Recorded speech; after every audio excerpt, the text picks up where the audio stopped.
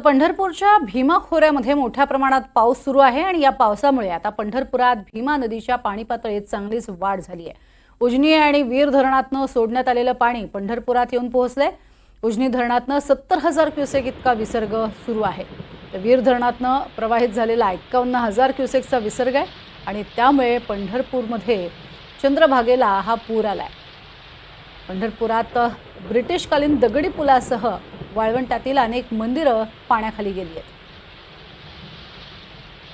पंढरपुरातील पावसाचा आढावा घेतलाय आमचे प्रतिनिधी संकेत कुलकर्णी यांनी।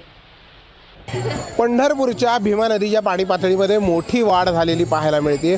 उजनी धरणातून सोडण्यात आलेलं 70,000 क्युसेक इतकं पाणी तर वीर धरणातून सोडण्यात आलेलं 50,000 क्युसेक इतकं पाणी आता पंढरपूरच्या भीमा नदीत येऊन पोहोचलंय। आपण पाहू शकता की भीमा नदी आता दुथडी भरून वाहते। भीमा नदीत असणारे भक्त पुंडलिकांसह इतर संतांची जी मंदिरं आहेत त्या सर्व मंदिरांना आता पाण्यानं वेढा दिलाय। ब्रिटिशकालीन दगडी पूल असेल आणि 5 बंधारे देखील पूर्णपणे पाण्याखाली गेलेत। संपूर्ण भीमा नदी दुथडी भरून वाहते। नदीच्या पाण्याचा प्रवाह आहे तो अतिशय वेगानं पुढे सरकताना दिसतोय।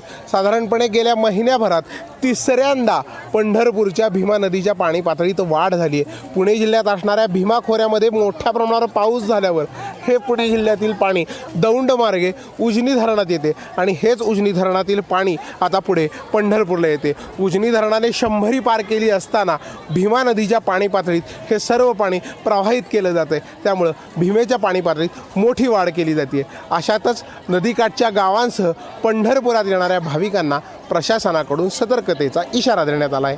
व्हिडिओ जर्नलिस्ट राजू मिसाळसह संकेत कुलकर्णी, NDTV मराठी, पंढरपूर।